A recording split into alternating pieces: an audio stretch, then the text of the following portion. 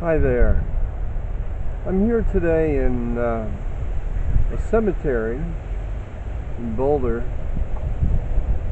in Colorado, which is a place that is not particularly known for cemeteries, but it's more known for people being fit and running and lifting weights and running marathons and engaging in all kinds of physical activities up until their 80s and maybe even 90s, and fitness as a way of extending one's life.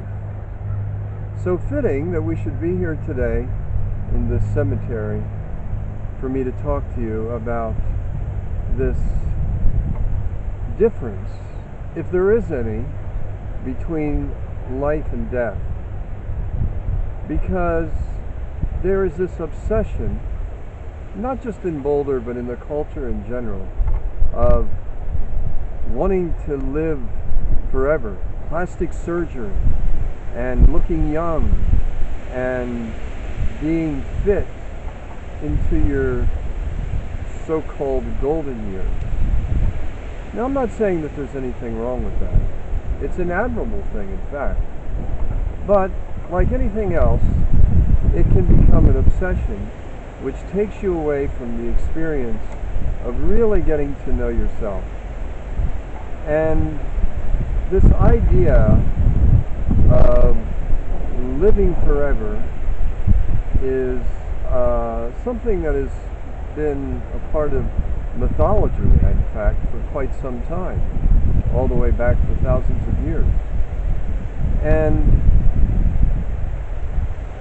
I think also of the Christian ideas, or not just Christian, but many other religions, the idea of being afterlife in paradise, or heaven, or however you might want to term it.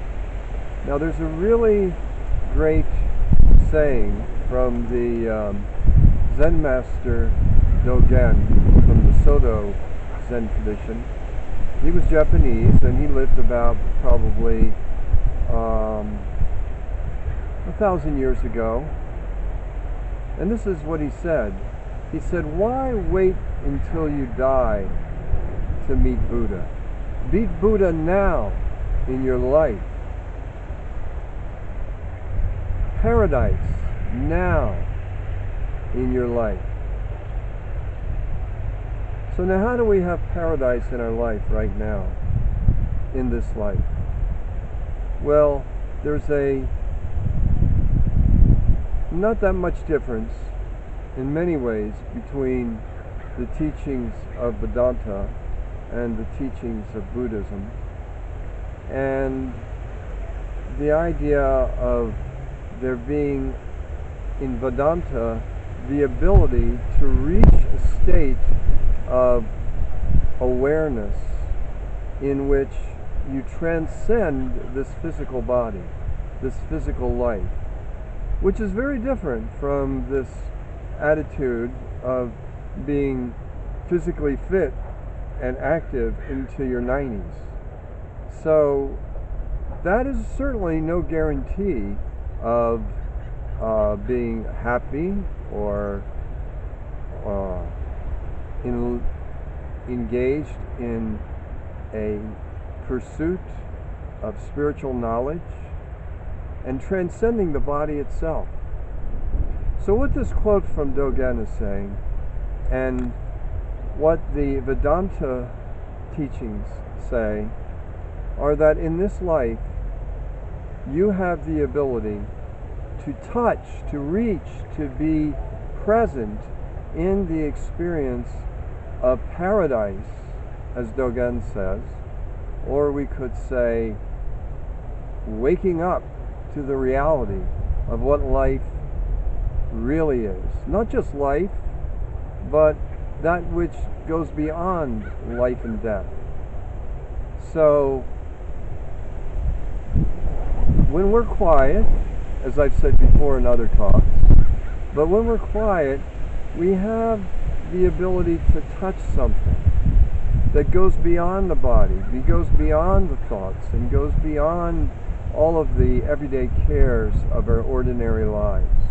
And we realize when we reach this state, this place of being, that we have really gone into a place of transcendence, which is much, much deeper than the limitations of the mind and the limitations of the body. So that if we are able to have this kind of understanding, to have this kind of transcendence in our own life, to have this kind of love in our own life, which is in itself a transcendence, then we have to question, I believe, that there is any difference or any separation between life and death.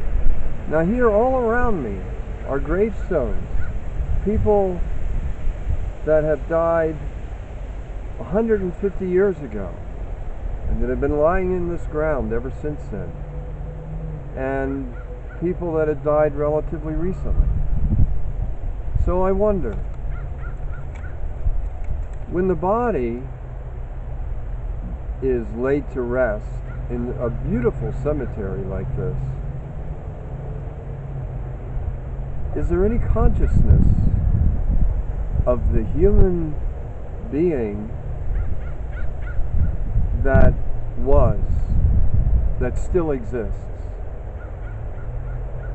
So I would say yes, but it doesn't exist in the body.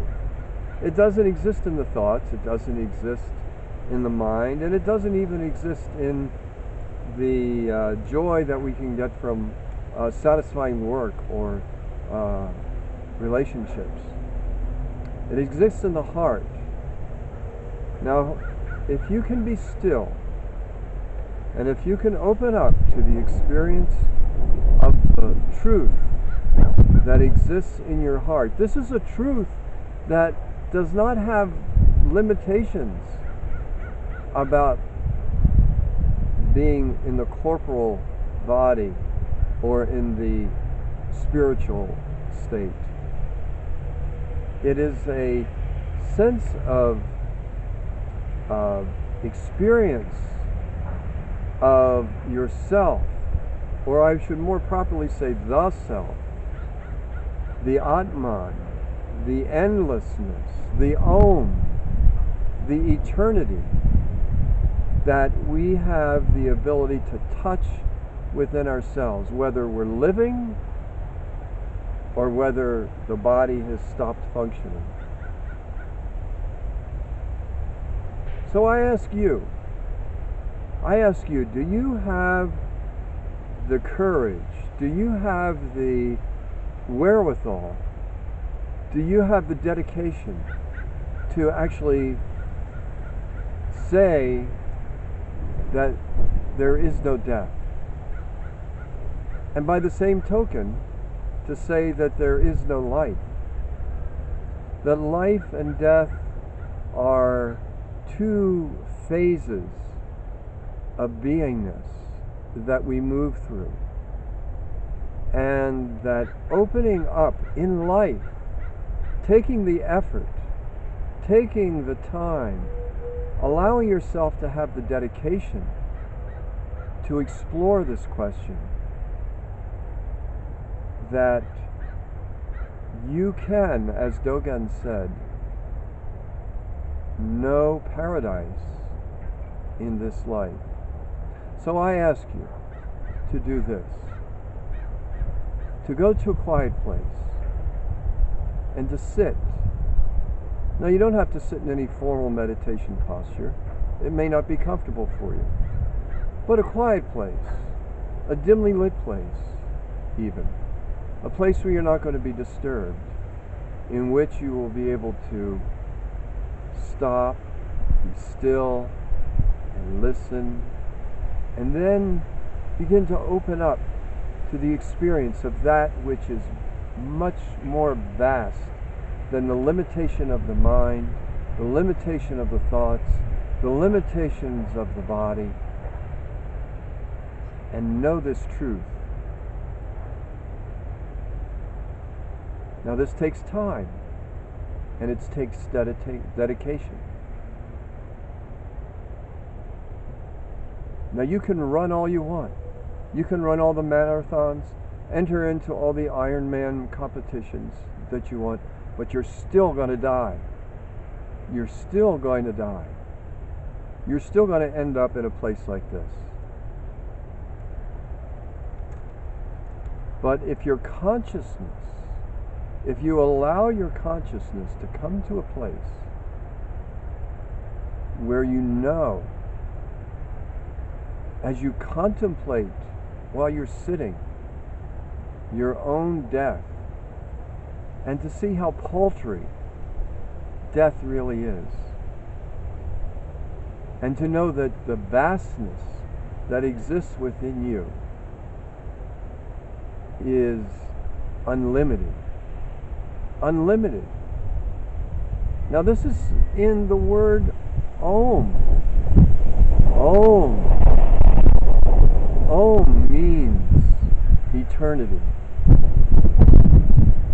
So this is a question of allowing yourself, while you're still alive, to enter into the awareness of eternity. So this is something. This is a teaching that I offer to you, so that it's not that you'll not die. I'm not saying that. But you will live with the knowledge of the paradise that is your birthright in your life.